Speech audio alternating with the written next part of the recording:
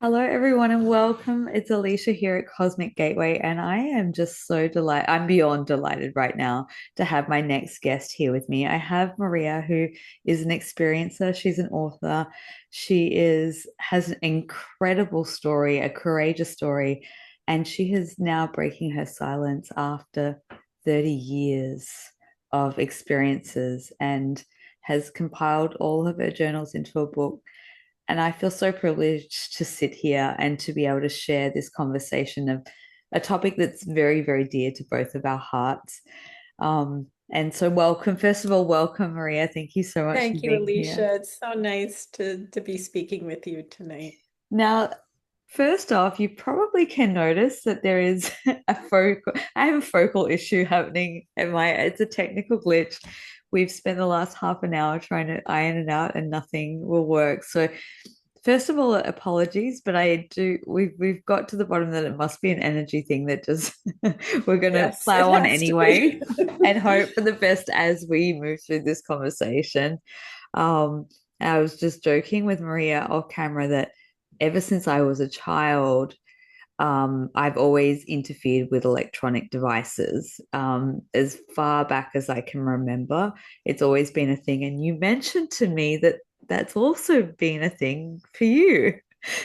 Absolutely. You're just bringing back a memory to me because I know this is so strange. And as you just said to your audience, we just decided to go with it. We're accepting this energy right now as something wanted us to acknowledge it. When I was younger and during the phase of the period of time when I was having a great deal of experiences, Mm. there was so many electronic effects that it got to a point where people were commenting. And one thing was walking into the office.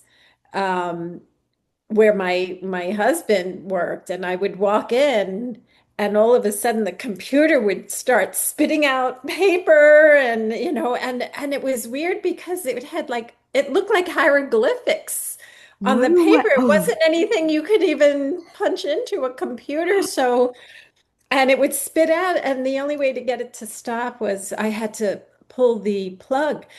But the thing is, it happened more than once and only at moments when I walked into the office. So this is this experience with you right now is reminding me of, because everyone was saying, please don't come in here.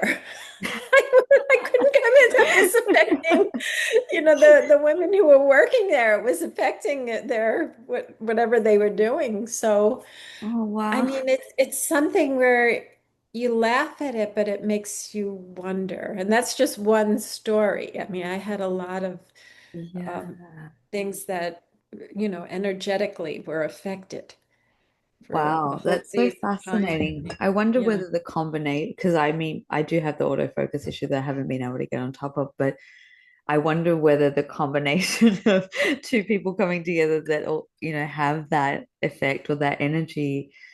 And I'd be curious to know from others who might be watching who are also experiencers who have had some sort of connection through hybrid children. And that's the topic that we'll be discussing in great depth today, amongst other things, I'm sure. I'd love to hear if that is a thing. I kind of feel like it might be. Um, I mean, as a kid, I used to walk under streetlights and they used to go off one by one. That happened to me as well. Ah, Yes. okay. Yeah. Yes. Yeah. Well, shall we start off because I think you have the most incredible story. And when I first heard you speak about what you've been experiencing for 30 years or more, my heart just exploded in a million pieces for many reasons. Obviously, you're going to talk about a topic that is so dear to my heart, but it was the fact that you remain silent. And I think you mentioned a phrase. I think I watched you on Jeff Mora podcast, and you said one experience changed my whole life, and I almost just it was like, wow, I know that, and I think so many people in different ways can attest to that. But you've been through so much and you're such a pioneer, and the fact that 30 years you've been holding stuff in and now you feel it's time to speak, I just commend your bravery and all that you've been through, and the fact that you're sitting here and you have such a wealth of knowledge and just beautiful energy to share through your story. So I'm Thank gonna pass it over to you, and I'd love you, for those who aren't familiar with your story, maybe we can just start you. back in, is it 1992, like the early 90s? Yeah. Early Yes. 90s. Yes, 1992. At that time, I was 32 years old. I was married and I had three young daughters, and um, life was pretty much ordinary. I lived on Long Island, New York, and put the children to sleep.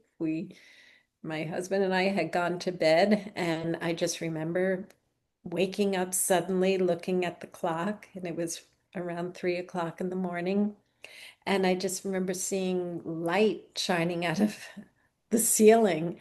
And I rolled over on my back and gazed upward and saw like this beam, this bright beam of white light. And I looked at it and then felt this energy just racing through my body and like vibrating. And I felt like I just connected with this light and felt myself going upward at a fast rate of speed. And suddenly, the next thing I remember, I'm standing on what looked like a spacecraft. And there were like control panels around me. And what I recall was three tall beings that were cloaked. They were had hooded cloaks on. And I do not really recall their faces, but there were beams of light also emanating from where the face should be. And I was able to hear them communicate with me. It was most likely telepathic. And they instructed me to look at a large glass window. And I turned to look out the glass window, and I saw a group of children, a big group of children. And then what looked like a female walked over to one child, a young boy, and brought him forward. And I just remember our eyes connecting immediately through this glass. And we looked at each other, and I just felt this energy of love, tremendous, tremendous love. And for some reason, I turned and said, "Is this my son?" I don't know why I said that, but I felt it. And what I heard telepathically was, "This is your son." And I said, "What is his name?" And they said, "His name is Elijah." And then I just turned to look at him again. And all I remember is this long, thin arm slowly waving left to right. And I was locked eyes with him. The beings were communicating a few things to me. And then they basically said, "It's time for you to go back now. And when you return, we want you to look up the meaning of Elijah." And next thing I know, I had this electricity racing through me again, going downward.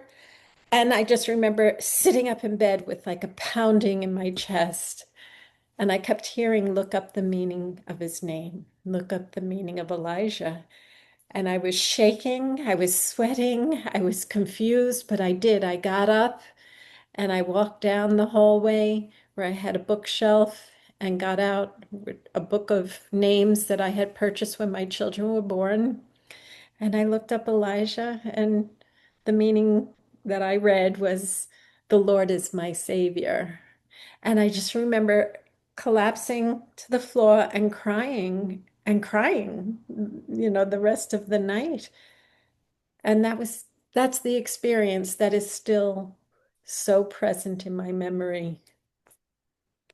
And Thank that's what you. began an entire Yeah, journey after that's the that. beginning. Yes. Thank you for, I think what I love about when you talk and you express it, it's so emotive. Like I can feel all it's almost like I'm there experiencing it as you're Yeah. sharing Hmm. it. And I imagine it's that tangible for you each time you share it or connect with that. I'm sure it's a full experiential, not just a memory. It feels like what? Oh man, like where do we start with this? So how you had you have three girls.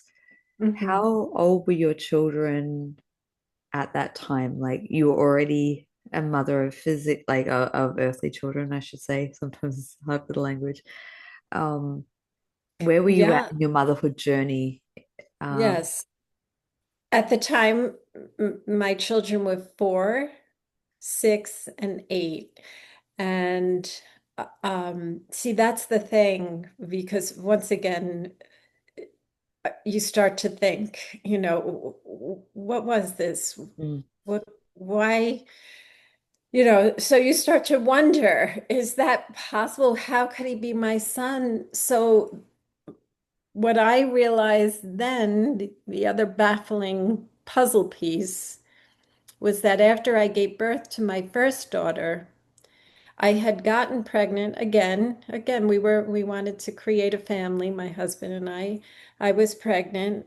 I went for my 3-month checkup, did the ultrasound. You could actually see the fetus developing and hear the heartbeat.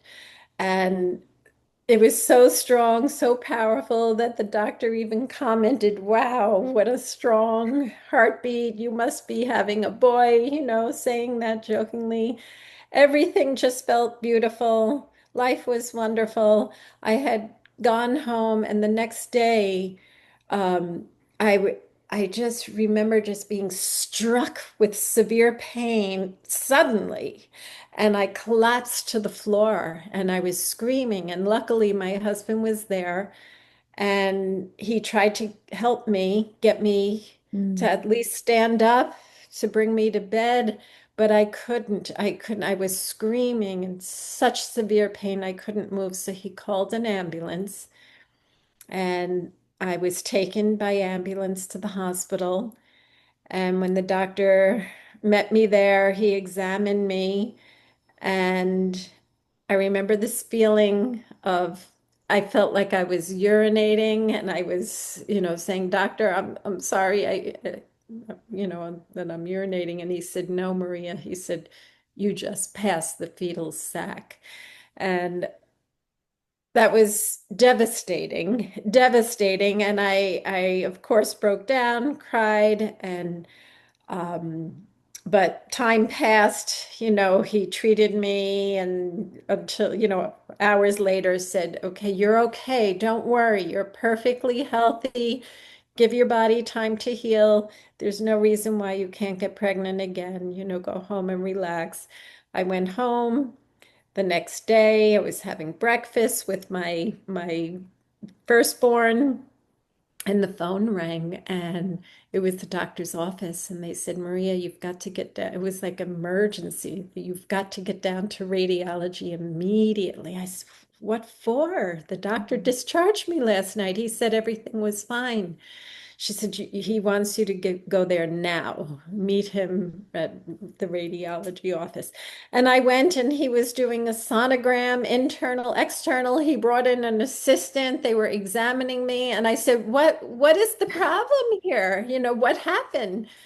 They said, "Well, due to the fact that he had just examined me, saw the fetus, heard the heartbeat, and then I passed the fetal sac, it was expected to see the fetus in the fetal sac." And he said everything was intact, but there was no fetus. And we felt that maybe it was still inside you. And it could have been an ectopic pregnancy or something like that. He said, "We have to make sure." He said, "But they didn't find anything." So that at the time, I mm. just felt okay, as long as I'm okay. I didn't really think much about it at the time.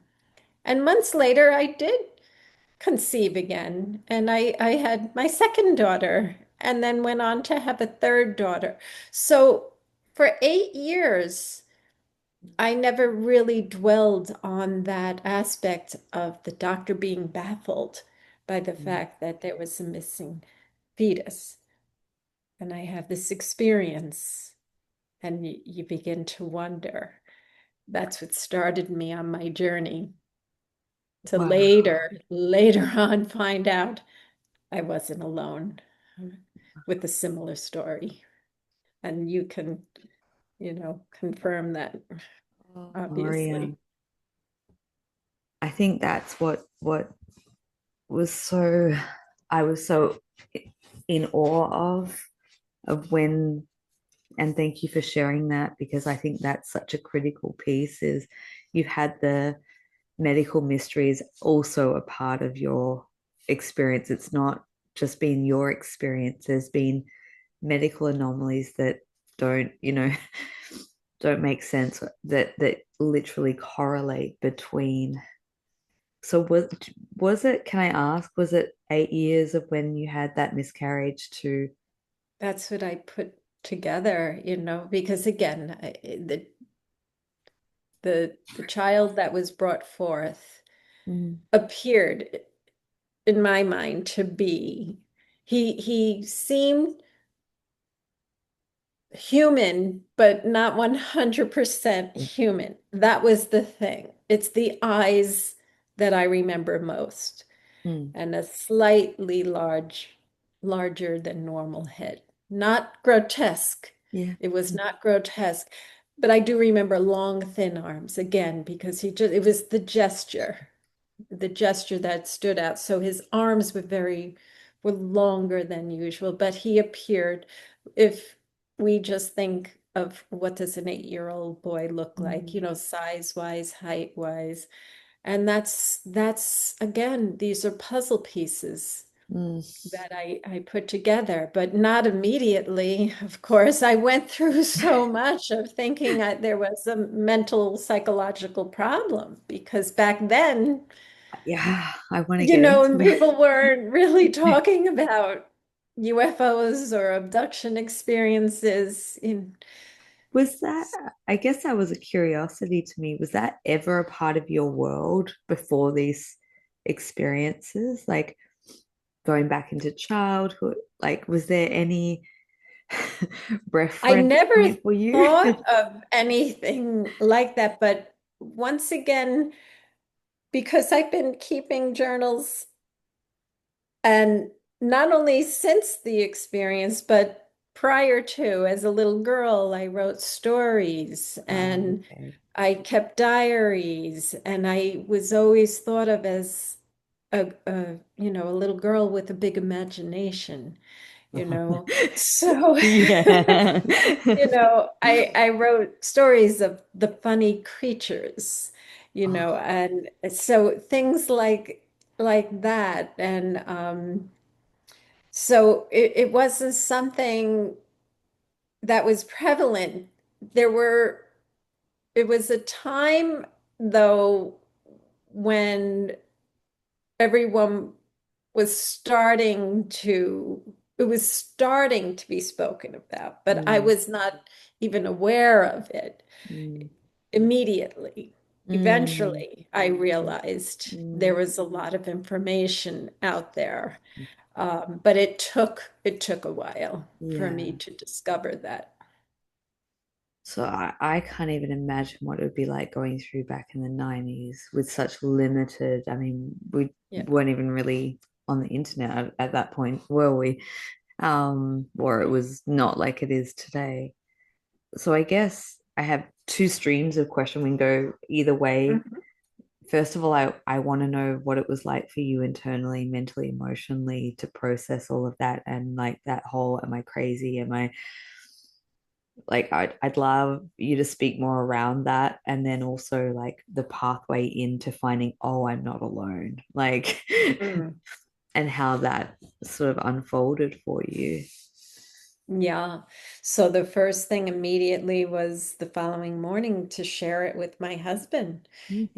I just had this experience last night. It was so intense. And I described it to him. He said, it was a dream. He just looked at me like, okay, that's a pretty wild dream. It was a dream. I said, no, it wasn't a dream. No, it was real. I mean, something really happened. So it sounded crazy, but I couldn't let go. It Mm. was so intense. So I started doing some research. I started saying, what could this be all about? And um, I did know of the hypnotherapist. I knew of a psychotherapist who did hypnosis. But all of them were just it opened up some doors for me, but not enough. Okay, so it nobody was satisfying me, with explaining anything to me. So I just had at one point kind of my husband was insisting. He was telling everybody he feared that I was schizophrenic, okay, because it became like kind of, I've got to figure this out. I've got to figure this out. So there's a lot of the in between, Yeah. without the details. It got to a point where he insisted I see a psychiatrist. And I realized at that point, because we had fights, we had arguments, he was calling me crazy. My children were upset. You know, Dad's calling mom crazy. Is she crazy? My little daughter came in. I'll never forget it. And that's what broke my heart when she came in and she said, Mommy, I told Daddy, you're not crazy. She was just this little girl and it broke my heart. This broke my heart. And not only that, I found a little note under her pillow.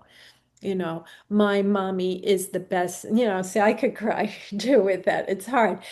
But that's what broke my heart. Okay, this is affecting my daughters. I've got to snap out of this. So I had agreed. I said, I will go see a psychiatrist. And my husband had made an appointment. I'll never forget this. The appointment was on a Thursday.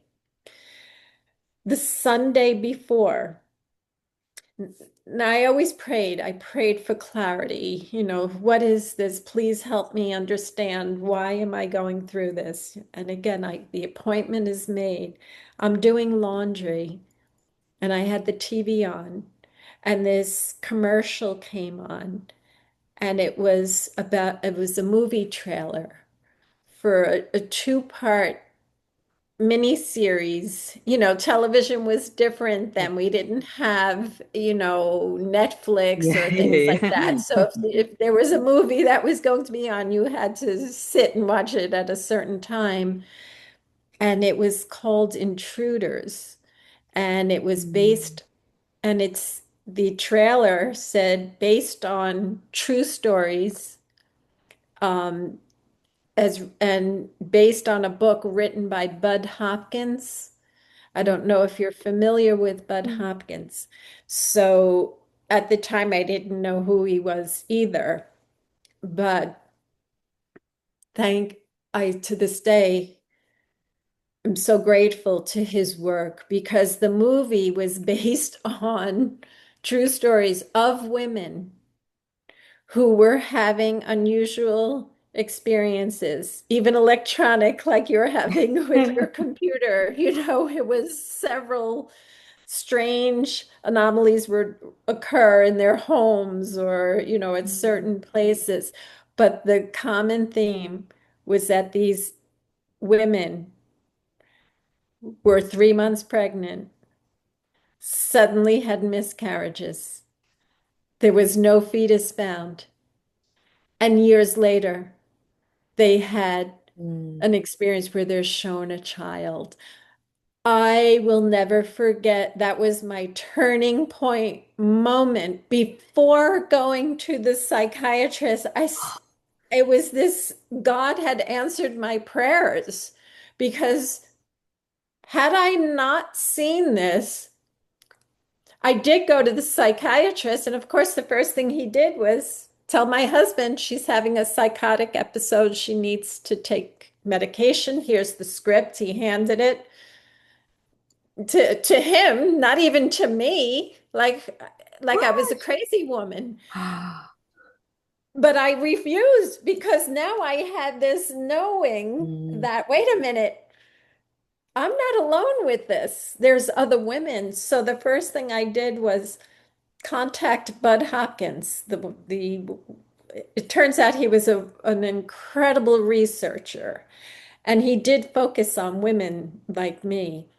And luckily, he lived in New York, in the mm, city, and he welcomed me into he was also an artist. I went to his art studio. I sat with him and I told him about the psychiatrist and, the trouble I was having in my marriage, my neighbors, my family, my children. I said, it's because of my children that I just want some answers. He said, you're not alone. And he's the one who informed me. He said, something is happening. He mm, said, I can't explain what it is, but he said there were numerous women from around the world, not just New York, who were sharing this experience. So to this day, I just feel it is necessary that women and men, because men are also having traumatic experiences. I know men who have had sperm extracted and they don't like to talk about it either. So, but I just feel it's time that we all open up, share our stories, because the more we speak the truth, mm. the answers should eventually emerge Yes, of what's happening. absolutely. Thank you for your courage and the way that you so beautifully articulate that. Oh, And I thank feel like you. you speak for those who have been silenced and just to share that it's been a rough journey. Like your family, your neighbors, your husband, like it. I think when you have, and I don't want to speak out of turn, but I think when you have a powerful experience like that, it reshapes your whole terrain of Yes, your world, and you yes, just want to know what you want answers that yes. and That's and can I ask a question that's kind of burning in the back of my mind as you're of speaking? course. Was that mission to understand, did that have anything to do with the connection that you felt when you first had that contact with your son? Was there an energy exchange? Like, I mean, being a mother that you already are, was there just what what happened in that moment?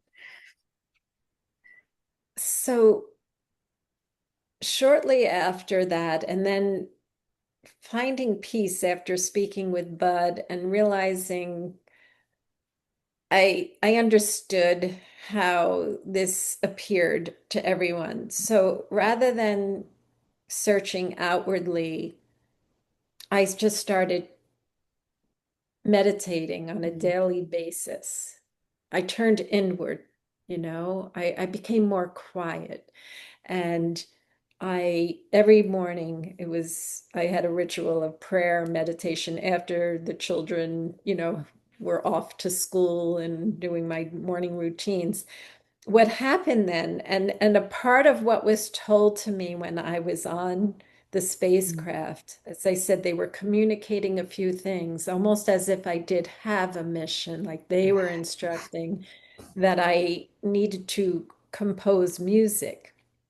Now, at the time, I was a piano teacher. I was classically trained, a pianist, and I always wanted to be a stay-at-home mom, but work. So I had a piano studio and I taught children in the neighborhood. I taught them piano. So I was a piano teacher, but I was classically trained. I was not a composer. I didn't write music. I didn't sing. I just, played and taught piano.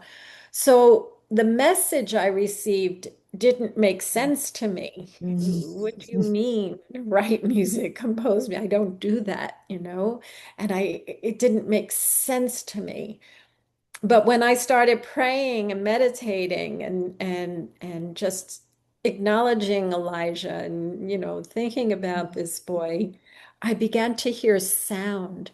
I heard sound and vibration. So it wasn't piano, but it wasn't a typical songs, Mm. that you would hear, but it was sound and vibration. And then I became, like I said, it was like so intense in my mind, and I felt this is the music that somehow, how do I recreate this?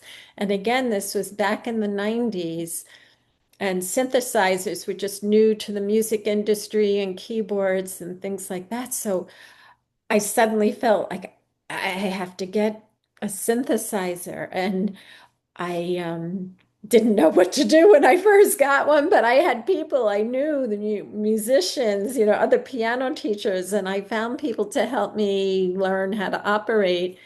And I suddenly just felt like when I would pray and meditate, I would hear sound and I would go to the keyboard, put on headphones, close my eyes, and recreate what I was hearing. And that led to so much. It led to learning how to record music and put music on cassette tapes initially. And all of my music was labeled as healing music, music by Elijah. So I felt that this was a form of communication. I felt so connected, but not through words, Mm. Mm. sound. It was through vibration, which created beautiful energy. It Yeah. just like felt so beautiful at the time. And it just changed my world. I started a record label called Elijah Records, Healing Music by Elijah.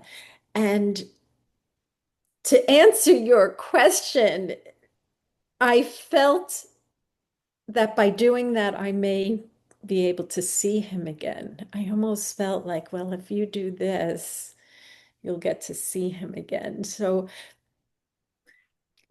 but that Ah, never happened. So there was a sadness in me, a mission, a feeling of mission in me. It was like these mixed emotions of still trying to figure out why this happened. yeah. Why? Yeah. I still don't have those answers. Yeah. I do not have those answers, um, but I look at everything as, you know, taking experiences, whether it's something like this or anything in life, but using something creative to channel that energy into, turn it into something beautiful is what helped me at the time. Mm. And today, now it's more than 30 years later. I was I'm channeling that energy into writing Yeah. and really speaking. It was hard for me to put into words my emotions at the time. Music was easy, it Yeah, was that just was, sound. yeah. My emotion, was coming out that way, but now it's through writing. I get that from your energy, like everything about the way you express yourself, your writing. And I did know that story, and that was probably the part that lit me up around the music and the creation of the music and how it was a direct, almost feels like it's a direct channel of your connection Yeah. with Elijah. And what you've created from that experience is so inspirational to me, and it hits a Wow. real wow point in many ways because it's quite personal. Um, do you still create music? Are you still creating and composing? And what Um, has been some of the impacts of people who've been touched by your music and what you've created? Back then, I was. actively sharing it with people, yoga instructors, Mm. massage therapists, people who just needed, um, once again, it was just now we can get relaxation music Mm. anywhere, but back then it was kind of new in the industry. But I, um, you know, when COVID hit, I purged everything. Yeah, okay. Yeah. So my keyboards, my piano. I moved. I left New York. I came to Florida to be in sunshine, Oh, and nice. I have been writing, and I'm ready to start book two. Book two, I want it to be about the music, Mm. and I am hearing music again. It's because Mm. I'm opening up Opening up. again. Yeah. I haven't written in years, and it's been years. Yeah. So once the first step is getting some equipment back and Yeah. and just doing that. But I'm feeling the music. It's not here yet, but my old Yeah. music is now on There's it- YouTube and it's on my website. I'm just sharing it with people. I did have a look at your YouTube channel and your website and I listened to it and that's why I Oh, wanted to bring that up because oh, thank you. Yeah. I'm very impacted by music based on the frequency of how it's created and it Mm, sent so much energy through me. I could feel the potency and power of what it was that you were bringing through in the creation of that. And mm, what a pioneer, so ahead of you. I mean, you were creating what is now more commonly known, but this is like going back decades ago. Like, so that I think that's my honoring to you of like being such a pioneer and that even though you were not actively speaking, but you were still channeling it, you're creating it, you're trying to make good use of a very confusing to the human brain experience that you still, still in the process of unpacking and understanding. mhm. But have you connected with other women along the journey and been able to share stories and how, if you have, how has that been for your heart, for your soul, for your yeah. It's it's what's happening. Back then when I did started the journey and started the healing music, and then people would sometimes ask what inspired this. And um, I discovered there was an organization in my area called MUFON, the Mutual Ah, UFO yeah, yeah, yeah, Network. yeah, Yeah. yeah. So some people, introduced me to that as well. And there were two women that I had become friends with, Mhm. and both of them had Mm. similar stories. So the three of us, shared this common emotions and supported each other and of what we went through.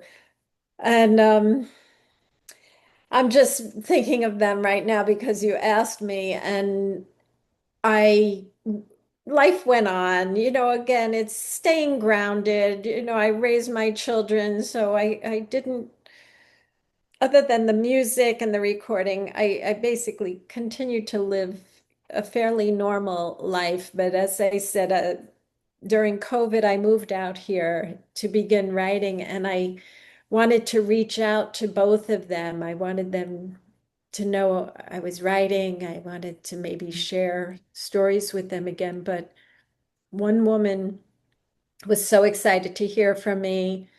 And she said, yes, let's get together. Let's talk. But then shortly after that, she passed. And I was so upset. That's why it's like hard for me because they were the two women I had strongly connected with then. And then the other one, I was trying to find where she was, and I discovered she was also in Florida. Finally found a phone number and was excited to reach out and connect with her, but her son answered to tell me she had passed. Oh no. So the two women that, we had bonded back then. So that was difficult for me.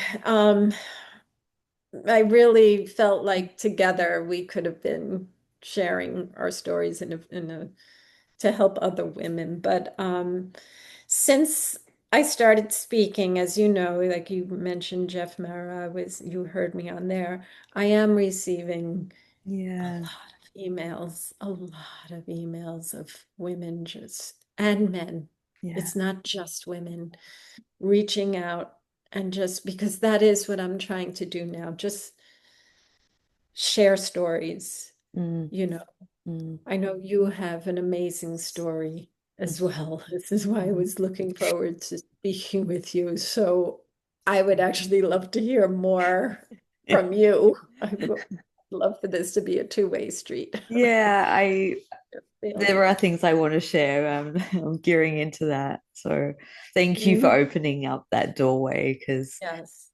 it's this is a conversation. I know sometimes when it's an interview you want to, you know, give the speaker the opportunity, but it is I think we're leading That's what into this that is side of about. That's what sharing this is stories, about. and Yes, it's sharing stories. it's about putting the pieces of the puzzle together, and Yes. and through that, that's how we understand what is actually taking place. Um, wow, that's well, there is a couple of things I would like to share that kind of intersect or interweave. Hmm. My story goes back, for those who aren't aware of it. I mean, I've been talking about it for a long time now. It is slightly different. Mine's more of what I call a light conceived or interdimensional pregnancy. That is, I know will result into a physical at some point when the vibration of myself and the receivership of the planet is at its at the point where it can receive. At least that's what I've been told. Mm. I think what moved me so much is when I meet women like you who have had those experiences on board craft, and I put myself so much in that situation, and I can feel the emotion behind it, and I think, where's the happy end? I'm such an optimist. Yeah. Like, where's the happy ending here? Right.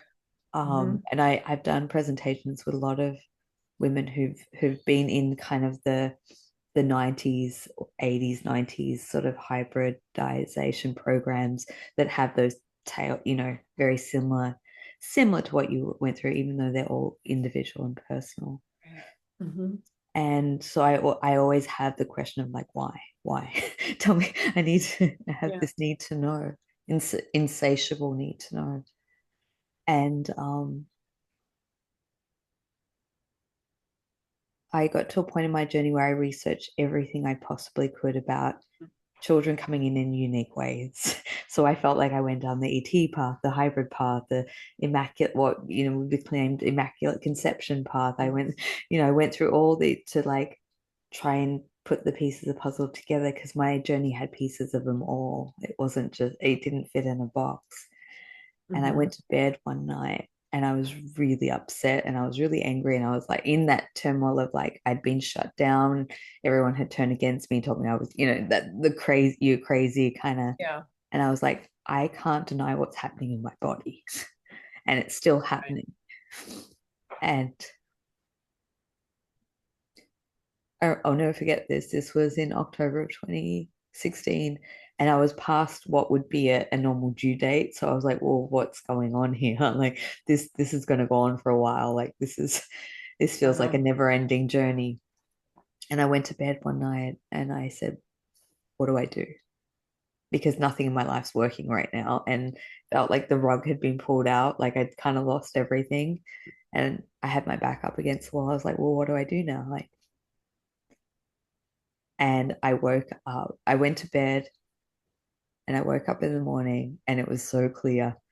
I have these dream messages that drop in, and it almost sounds like a narrator of, a story talking to me, and it's so Hmm. direct. And Yeah. it said, No, I get your that. path is to talk about this. You have to do now that you've done all the research, you Mm. actually have to compile everything you know and understand, and you have to share this information. And I was like, that was the most terrifying thing I could have ever Wow. thought of doing because I had Wow. just shut down. Yeah. And it was so clear to me. It said that women like me who are going through these experiences eventually will bring children into a physical reality. It's not going to Mm, be conventional. It will have all these strange, all the things that we believe are impossible, you'll go through to show what's possible. And that will mm, be interwoven in all the stories. And I said, but what about the women at the hybrid, you know, sector? Because that really kind of played into my emotions. And I was told, and I'll never forget this because I've been told it so many times. I was told that women like me are the bridge because eventually the hybrids, not all, but hybrids want to integrate here and mm. reunite with their mothers. Oh, wow. Oh, I got a chill with that. Yeah. Mm, But there's mm, a bit of a, there's a progression that we have to go through as mm, humanity to allow, like, the readiness for that to be received. And it's mm. always testing the waters. Yeah.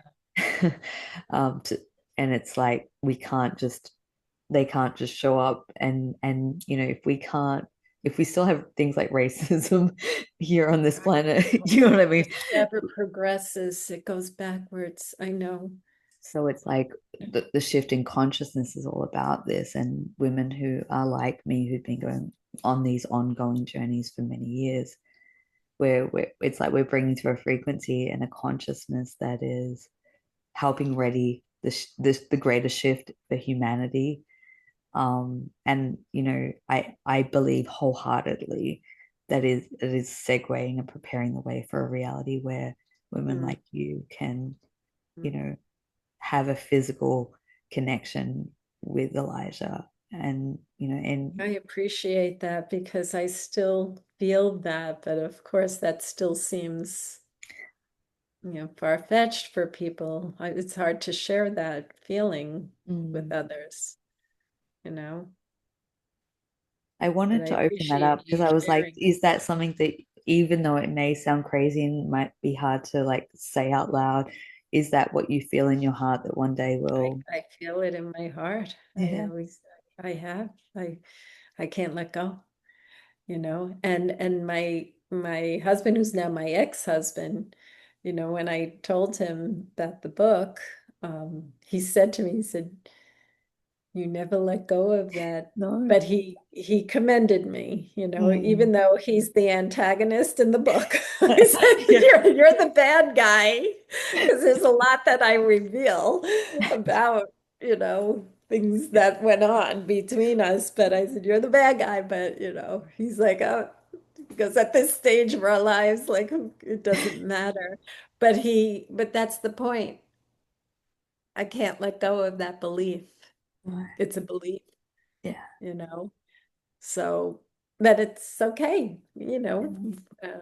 I feel, I've always felt that someday I would be reunited with him, but Yeah. time will tell. We'll see.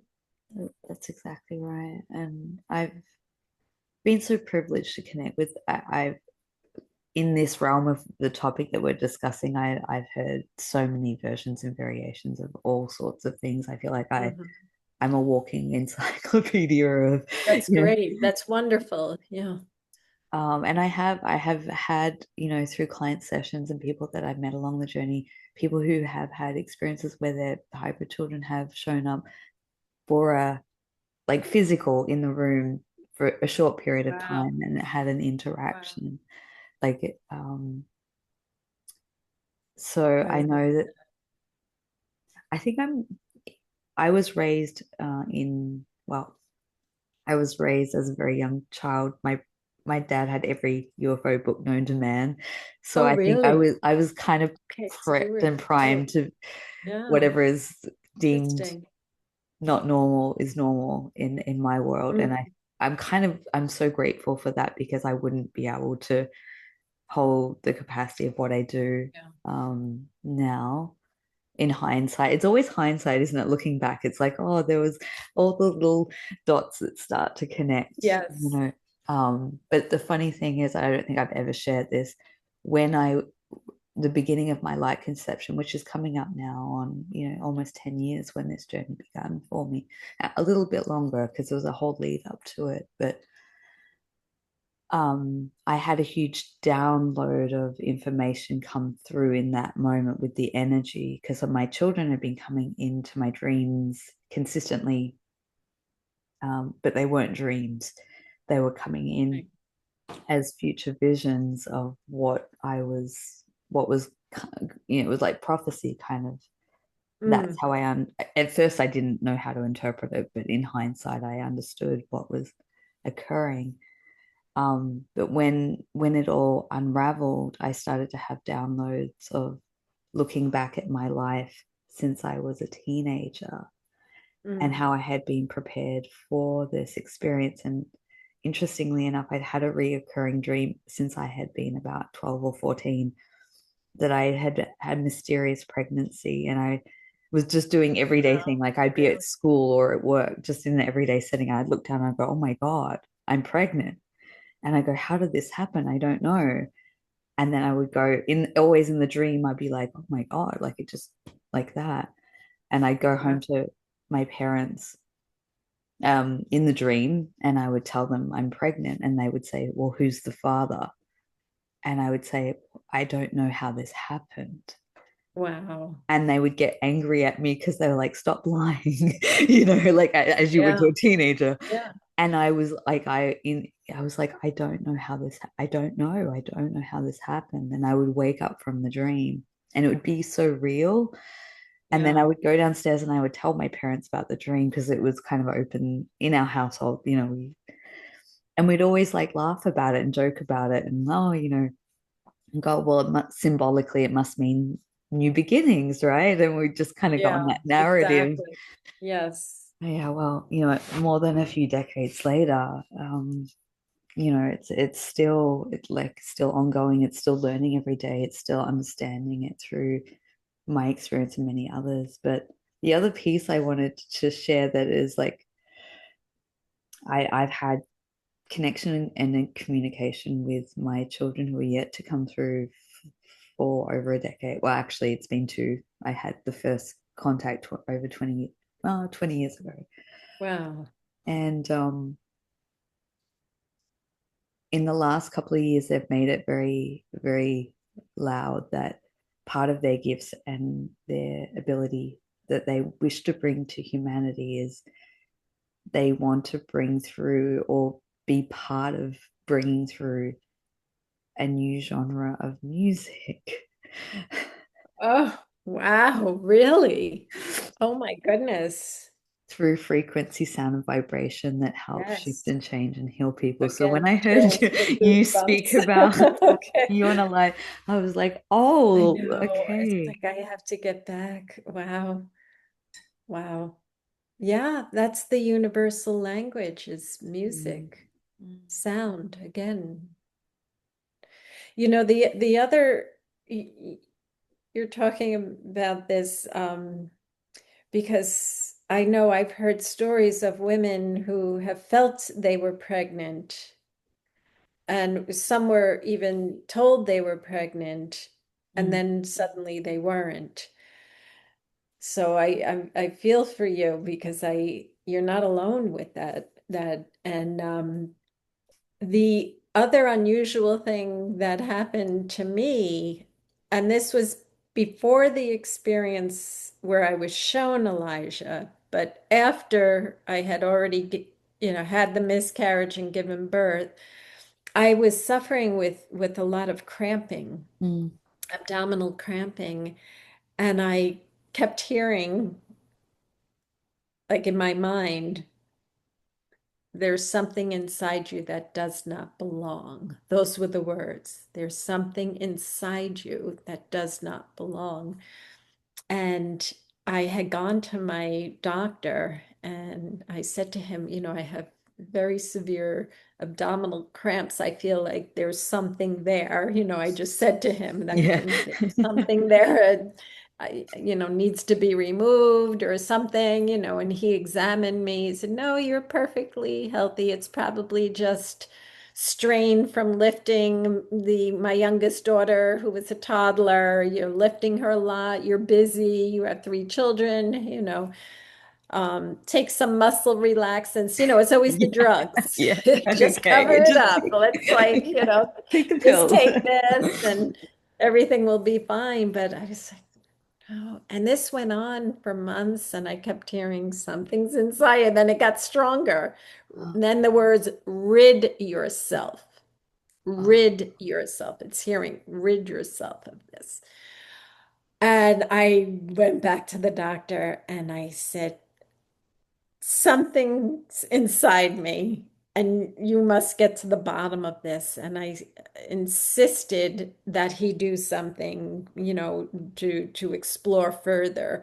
He sent me for an ultrasound, and this and that. So he said, look, the only other thing I could do is a procedure called a laparoscopy where they insert, oh, the long, it's like an IV needle that goes in through the belly button and they can, see what's happening. He said the ultrasound did show some fluid. Maybe I can just extract the fluid. That's probably what, is uncomfortable for you.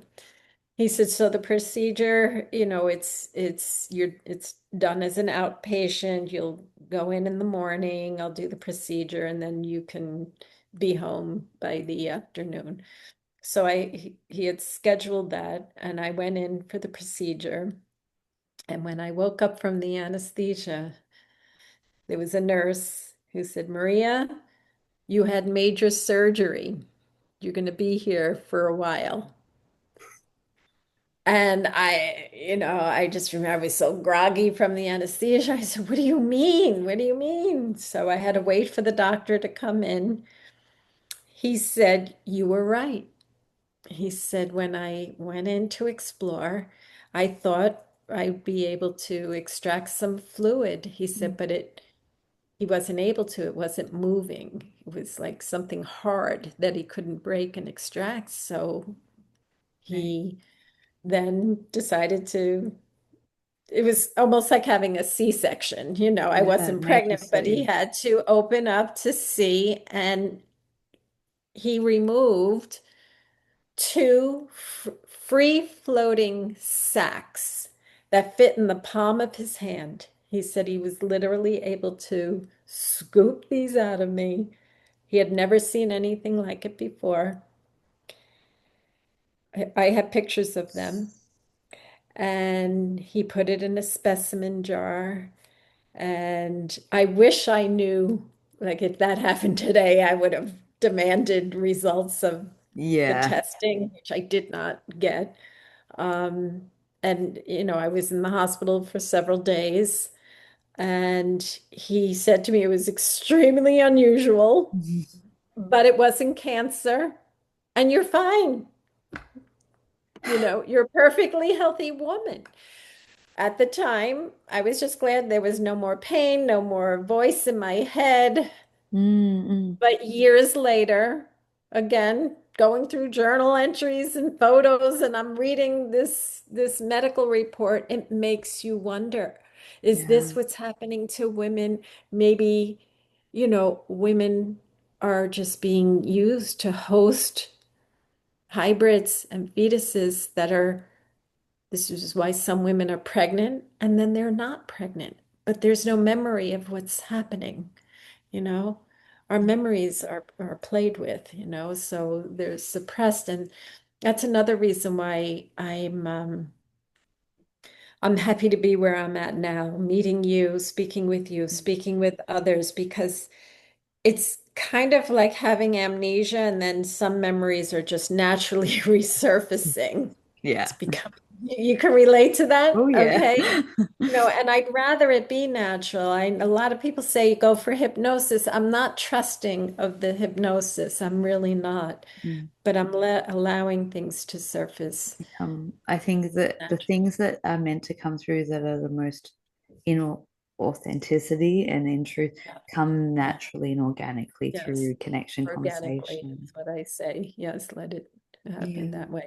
So, do you have, in correlation with what you just shared with the two sacks, where was that placed after the, like, was it after the miscarriage that you how many years later? Yeah, so the miscarriage had occurred in it was like 83, 84, and the surgery occurred in 1991, and then the experience with Elijah was 1992, Interesting. Okay. right? I know. Interesting. How fascinating. So I feel, during the 80s and early 90s, who knows? Mm. Again, were there more children? Were there more fetuses? Was there something happening? I can't prove any of that, but From it my makes you wonder. from what I've uncovered so far, and I'm sure there's so much more, I do think that there were a lot of hybrid programs in operation, especially through the 80s and 90s. I, Mhm.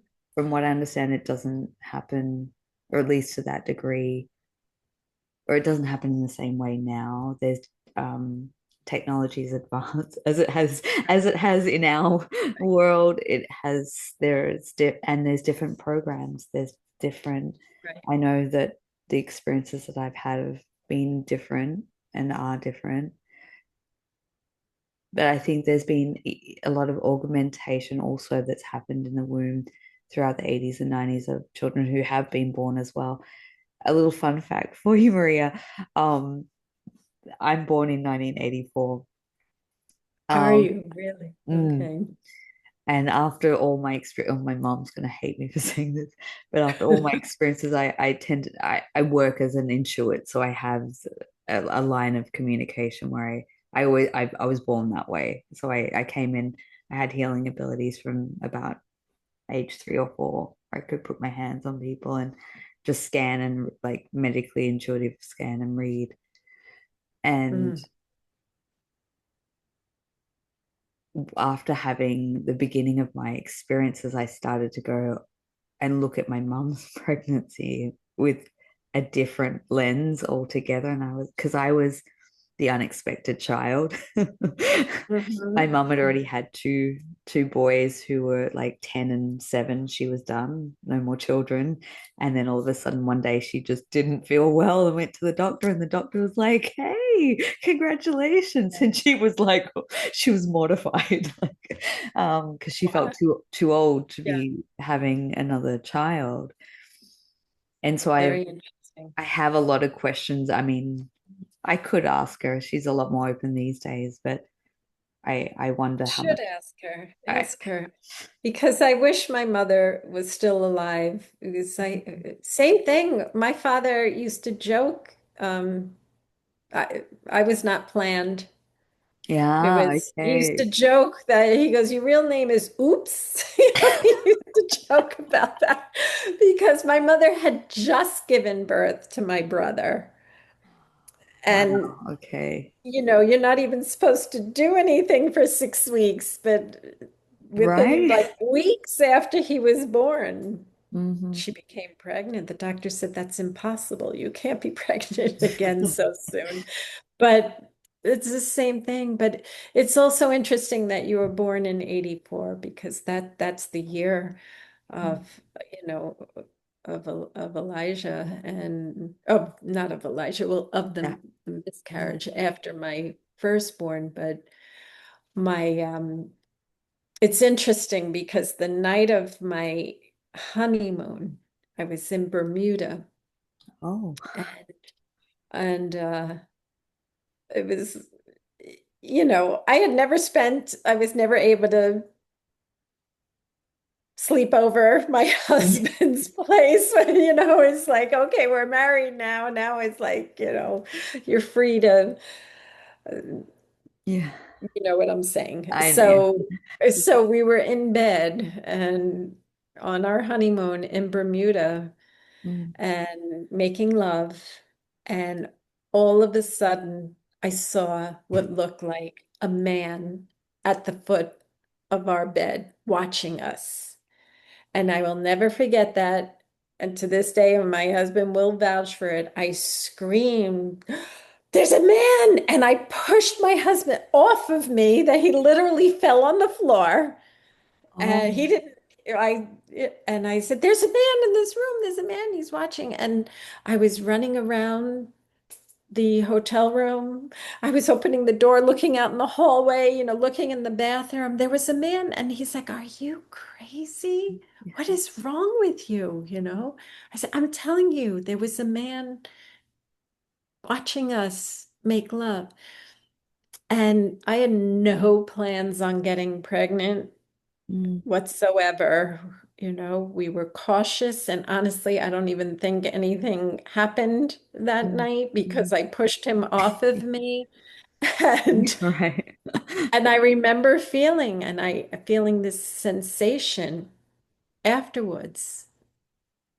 Something strange just happened. And sure enough, when we returned from the honeymoon, You're like a pregnant. week or two later, I was saying, I'm nauseous, I'm sick, I'm this and that. I had gone to the doctor. I didn't know what was wrong. He said, "You're pregnant." And I actually gave birth early. I was 8 months pregnant, and she was seven Oh, pounds, 11 ounces, oh. dark hair with blue eyes, light eyes. Mhm. And um, and all three of my daughters, what I'm leading up to is, you know, I don't know, they're special. I'll I was just going put to it that ask way. you about Just like you yeah, are, you have gifts, healing gifts in different ways, and they're all healers in different ways. yeah. Art, music, dance, Uh, just it's, do they have really what like big eyes or pronounced eyes or oh very yeah. Yeah, my yeah. youngest one has eyes like me. She's my mini me. Uh-huh. Um, the older one has large, but they're blue Mm, eyes, and the mm. middle one has dark brown eyes. Yeah, Yeah. large Yeah. eyes. She has eye problems. She has Oh, some issues with her eyes. Yeah, yeah. but Wow. yeah. I always find you can tell the if we I think we're all hybrids to a degree, I honestly. know. I mean, that I think your generation, I think my generation, there's a lot of women who can share these stories Yeah. now. That's what I'm finding. Women my age are Yeah. reaching out to me. But your generation, you are gifted. You're all, I believe, gifted and have a heightened sense of awareness. And I think, uh, do you know who Whitley Strieber is? No, no. He's very well known. I mean, you should. I'll look, I yeah, can look it up. send you some information, but his theory also, because he's in alignment with what I'm just saying, like my Mm, generation, there was a purpose for creating, a, a younger generation with higher mm, sense of awareness and conscious abilities. And he he once said, which I found very interesting, he said, as if it was an experiment, but there were flaws. yeah. There were flaws in this experiment because in your generation, it seems to be like too much awareness, a lot of ADD going on because especially my middle daughter, she walks into a crowd, she's feeling like It's everybody's overwhelmed. thoughts and her Yeah. energies, and it creates anxiety for her. Mm, And, I wonder about that. Again, these are theories, but it kind of, does make you wonder. So yeah. then it's, the next generation, maybe there's improvements. And so we're evolving, Yeah. as human beings, we're evolving, and it's all about our consciousness and our abilities. Absolutely. I couldn't agree more. And that's where I feel so privileged and honored to share space with someone like yourself, Maria, because I know that your generation had had the harder time to bring through, your children, the next generation, and it where Yeah. each generation is more evolved or more Oh, heightened or more in, where genetically we're shifting into a whole new human yes. uh, with consciousness. And I do agree. I love actually I've never heard anyone say that. I love that I'm like your daughter, like I walk into a room and I can read everyone's thoughts. I'm like, get me out of here. It's Yeah, too and much. she actually had that since she was a child, and we talk about it now. She's the one who did the book cover, all the Oh, design work in the book. oh. She encouraged it because, they've always felt something, Mm, and that's why it's again, I believe it's your generation that has the voice, the proper mm, voice mm. and the awareness now. My generation was very tough because we seemed anyone who was open to this or had experiences was labeled. We were labeled as Really psychotic. unkind. Yeah. Yeah, I mean, even all the military personnel, they weren't allowed to speak about any of Yeah. this. Yeah. But I'm hoping, that there's disclosure that's slowly coming out and It's preparing changing. everyone to be We're definitely aware. changing. We're Mhm. evolving. And I keep joking about this year, like when someone pushed the accelerator button because it feels like it's a little bit on overdrive. And I I I don't talk about this enough. And it's like I feel like I'm being pressed a lot. My children are getting very loud. Um, Mm, and I had a dream last year that was what I've been shown or what I understand or know, and this ties into exactly what you said is it is a genetic experiment. And I don't say that in a corrupted way. I mm, wholeheartedly believe that I agree to this. There's no part of me mm. that feels victimized by my experiences whatsoever. Although, I mean, if you'd spoken to me years ago, like I've had to come into that. Exactly. I Yeah. agree. I relate. Hmm. But I still have, when I say regular, I don't mean every night, but I still have very regular experiences being taken on board craft for the check-in and the refinement and the attunement of these children that are trying to come in through what Wow. we would deem very supernatural ways. It's something that I do at times stay very silent about because the level of it's very hard to find people with the level of consciousness that can wrap their brain around it because it's very Right. multi-dimensional in its Right. nature. But what I've been shown through many experiences is that me and other women are on the precipice of a whole new generation that is prepping to come in, and they're Mhm. trying to make the adjustments. The reason why the ongoing experiences for, what we would consider a long period of time linearly is because they're trying to troubleshoot as we go, if that makes sense. You know what I mean? Good choice of words, but Yeah. yes, exactly. I think Yeah. when I say they, I think those overseer, and I actually have an assigned group of beings that oversee this process.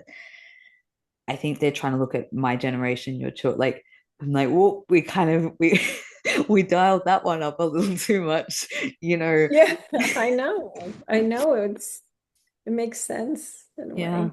Mm. And like, how can we once again tying it back in, like, how we are going to be an integrated cosmic galactic society at some point, you know. We're still working through the phases of it, you know. But that's the vision that I've actually always seen, even before this experience. So, It's been predicted also for centuries of mm, visions. yeah, It's and all interesting. it's funny, like I only came across hybrid stuff probably around the age of 6 or 7, but I wasn't hyper fixated on it. It just was, Hmm. crossed my path of aware. I actually did an assignment, a school assignment when I was in like year 6 about the different races of Did you yeah, really? You yeah. did. And I Wow. included the hybrids in there. So I mean it's been, Very interesting but I to knowing. remember as a 3-year-old child telling my mum. So obviously I knew part of my, I told my mum, I said, Mum, I'm gonna have a lot of children and they're gonna be mixed race. They're gonna look different. That's amazing, really. I can imagine my poor mom like I know, that's what I am saying. It's like, boy, what an imagination. And that was the thing. That was like me with the funny creatures. Yeah, I was on a spaceship, you know. I drew what looked like the moon, did that I was you? inside a crater, inside a moon, and I was having fun with these funny creatures until they told me I had to go back now, you know, at 6 years old. Oh, Maria. Yeah, and the other thing with that, like shortly before writing that story, and I didn't know this until right before I moved here, was my mother had just passed, and after her funeral, my daughters and I drove to my childhood neighborhood. I wanted to just go Mm, there, reminisce, and my old neighbor was there. She still lives in the same house, and she's in her 80s. And we had a beautiful reunion, tears, you know, crying and laughter, you know, telling stories. And just as I'm about to leave, she suddenly burst with saying, "Remember when you were missing?" And I said, why? what do you, What? exactly, exactly. It blew my mind. I said, what are you talking about? And my daughter was videotaping. She just was videotaping how cute we were saying our goodbyes, you know? And so I'm so glad to have this on videotape. She said, yes, when you were a little girl, we always gathered in front of her house. Her name is Joan. So all the children from the block would gather in front of Joan's house to get on the school bus. And she said, "You were you were all here. Everyone was here waiting for the school bus." She said, and just like this. She said, "You were there and then you weren't. And you were gone." You could see it in her face, you know, like still so baffled. I said, what, you know, so what happened? So basically, she ran to get my mother. She's missing. Maria's missing. She's gone. I don't know. She was there. My mother was angry with her, you know, like, Yeah. why weren't you paying attention? You know, so there was a bit of anger there. And then my mother ran home to call the police because they couldn't find me. And before she got to the phone, it rang and she answered it. And it was the neighbor all the way around the block who said, "Your daughter is here with her school bag and lunchbox." And she said, she looks so confused. And I asked her, "What are you doing here?" And I said, I don't remember this, but this is what she told me, that I said, "I'm looking for the school bus." So Oh, they don't know how I went from being in one spot to being in another spot. And of course, nobody knew. And I said, so this just, you know, I just couldn't believe it. And then again, as I'm gathering everything and preparing for the book, that's when I discovered the story I wrote, which I mm. still have it, The Funny Creatures. So who knows? Puzzle Oh, pieces, there's puzzle pieces. I'm missing from this. So this is missing time. This was a missing time event. and how old were you when that Six, you were six six? years Yeah. old. And that's why you're saying, you know, the Mm. story. And then I write this amazing story where the teacher was like, all the children were writing stories about summer Right. vacation or, you know, family events, or, and I'm writing about the funny creatures, you know. Yeah. So, Wow. so So again, it this has makes you kind of been a wonder. lifelong journey for you as you Yeah. look back. Yeah. And So, and that's usually what they say, you know. And I think it's beyond that. I think it's the bloodline, you mhm. know. That's why I'm researching my grandmother, my mother, myself, and now my daughters, you know. So, Yeah. That's so and one thing I have noticed, I mean, I'm only making a rough assessment of your age, but you look so young. Oh, thank you. No, I don't feel like I do. Like, all right, these wrinkles are coming, but thank you. I You, appreciate. I think it's all just I, how we I, feel in our hearts. I enjoy life. yeah, I like you said, there's a period of time where you're angry, you feel victimized and all of that, but I'm so beyond that, and I'm blessed, and I really learned to cherish all my blessings, yeah. and try to just enjoy life. That's all. So I guess as we're kind of coming into like wrap up, the final questions Mhm. that I had are, your connection with Elijah, like how is that connection? Do you get intuitive hits? Do you get telepathy? Do you have any more experiences or dreams? Nothing as profound as it was. I think it's just a I of always feeling he's around, Yeah. you know. Yeah. It's an energy. Yeah. That's why it's feeling at peace, you Mm, know.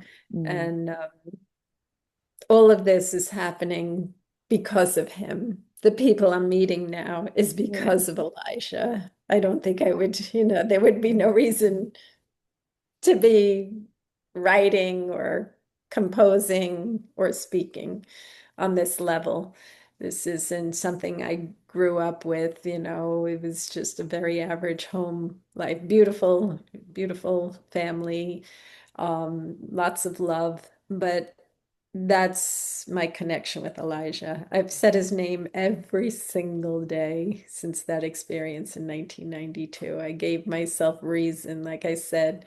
First, it was the music, and then it was the record label, and then I was helping other musicians compose music. It just it affected my entire life. It Yeah. so that's another thing that I just feel it's almost like I'm just I don't know, like my life has already been Mm, written, and I'm just playing a role that has some purpose. And again, it's mm, meeting beautiful, beautiful women like mm, you, mm. and men with amazing stories that are Yeah.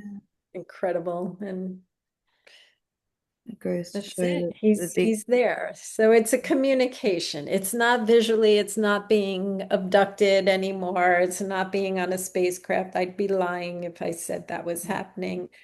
And it's not even words. no. It's emotions. It's Mm, emotions that I feel. There's times I feel such humor.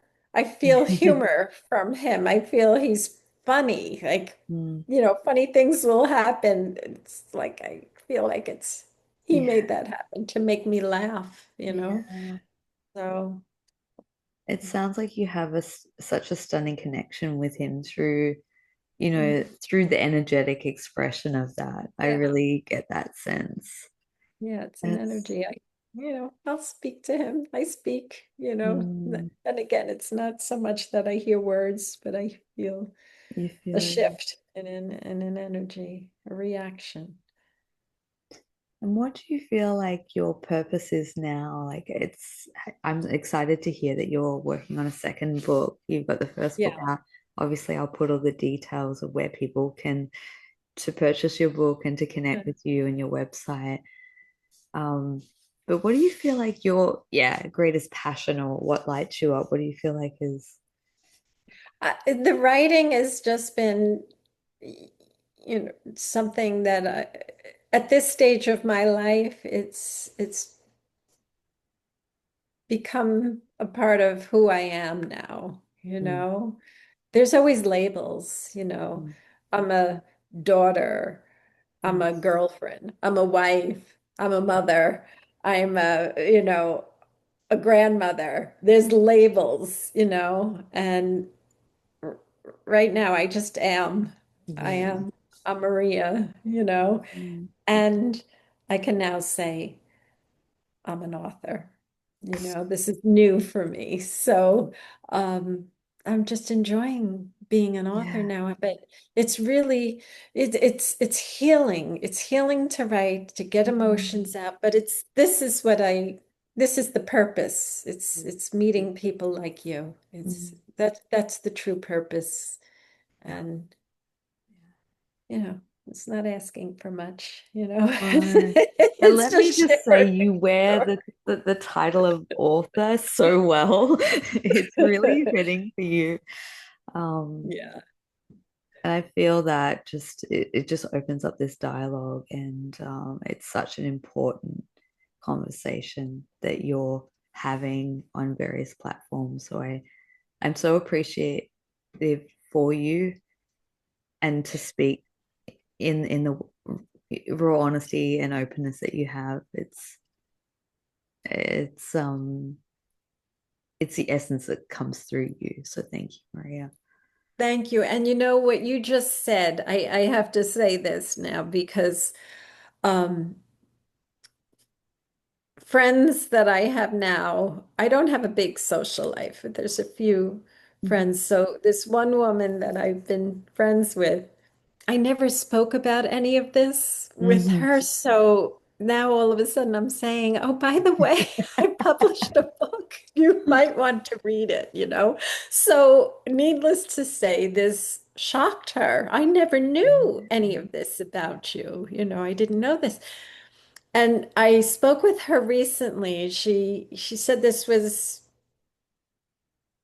all new for her, this idea, again, you and I are aware of this phenomenon that many people, but she was never open to this or aware of it. And she was speaking to a friend of hers and asked her to read the book because her friend doesn't know me. Mm-hmm. Um, so she called me and she said, I have to say, because of your book, you just said conversation. It opens the door for conversation. And she said, I had the most incredible conversation with a friend that I've had for years, and we never talked about any of this. And I said, you know what? Then that's the purpose of what I'm doing. Yeah. It's just to open that door and let's go talk about this and not worry about being judged or labeled or okay, why are you talking about that? You're out of your mind. Let's stop with Yeah. all of that. Be Well, open. So, oh, I'm sorry to go on with that, but you no. mentioned Well, that, so it triggered what was just said to me by a friend. no, I So, love that. And yeah. I think that's the whole purpose of connecting today. I'm sure we're going to have many connections. It brings back the memories. I stayed silent for a number of Yeah. years, and it was the most excruciating. I've Yeah. always been a very open person, maybe to my detriment, perhaps, as I've learned. I just kind of, I am who I am, and being Yeah. very okay with that. And then I realized I kind of, tipped the what would be too much for people, and, learned some hard, you know, lessons. But when I met other women who were going through what I was going through, and I realized that I wasn't alone, and that there were these women having these experiences, I was like, okay, this, what it told me in the beginning? It was like, oh, well, we're on a precipice of this world changing. And that's why I wanted to tell people, because I was like, if I'm having this experience and others are too, this world is changing a lot Yes. quicker than this is proof that we are changing and evolving really quickly. But I got pushed because nothing else in my life worked until I did this work. So everything I've created Yeah. Yeah. is a product of, because of them who want to, it's like I feel like I'm trying to create a pathway and a world Mm. that allows them to not just survive but thrive. And Yeah. I first got to speak at a conference in 2018. It was the first time I ever spoke about this publicly. And I shared the story in great depth. And Oh, I feel you. oh man, like Mm. I hadn't even got off the stage, and I looked through the Mm. audience, and there was not one dry eye in the house. Oh, And there was mm. a one man who looked at me and he pointed and he went, "Thank you, you made me cry." Oh, And the God, you get eruption of the emotion, I'm goosebumps. like, "Get the Oh, microphones off me." And I ran outside and I looked up to oh. the stars and I went, "I did it. Yeah, it's not I, easy. I did It's it." not. It's not easy. Oh, And you know what happened? I mean, there were a couple of hundred people at that event, and I had over 12 women approach me afterwards and say I'd been see through that? something similar. Yes, that's, and you've done that at a young age, and I commend you for that. I really do. I Yeah. really, truly commend you But for that's that. why we do it, isn't it? Yeah. It's opening up these conversations and Yeah, going, it's hey, not easy. Yeah. this is happening. This is happening. It is, Mm. it's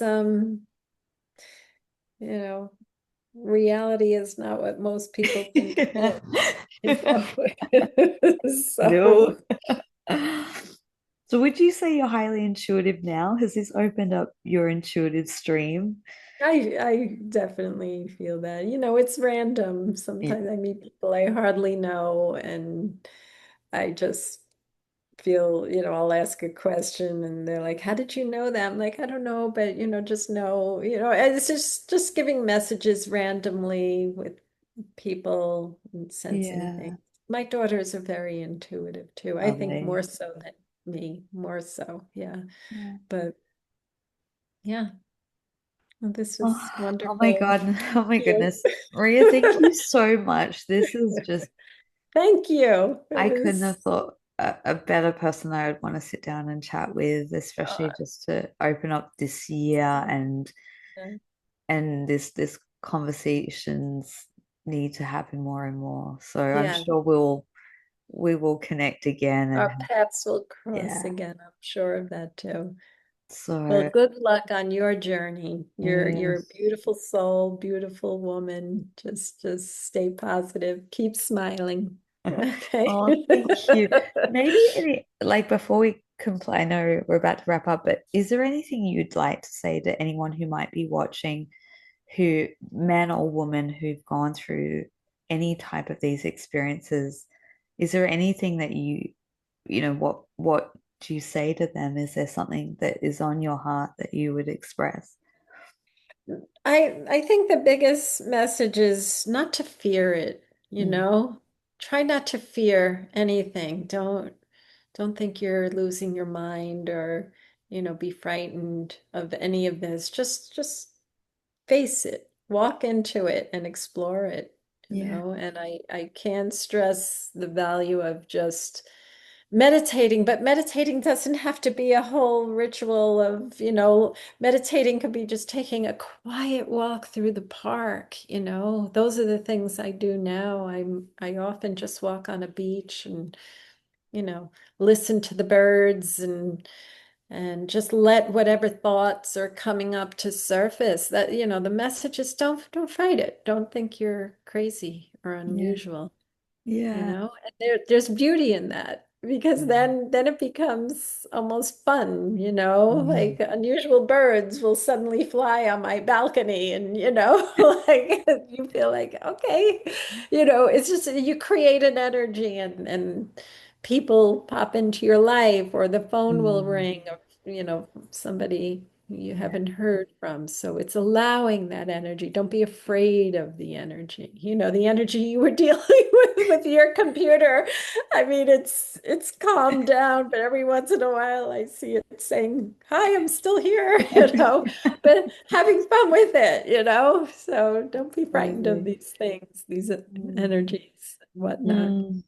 synchronicities. Thank you. Yeah, Thank perfectly. you, Thank you Alicia. so much. And I Really really well. appreciate everything that you do. For those that are watching that wish to connect with Maria or to get a copy of her book, all the details will be in the description box below. And until next time, thank you everyone for joining with us and sharing this around, this information that's so important for this time in humanity. So much love. Thank you Yes. again. Thank And you so much.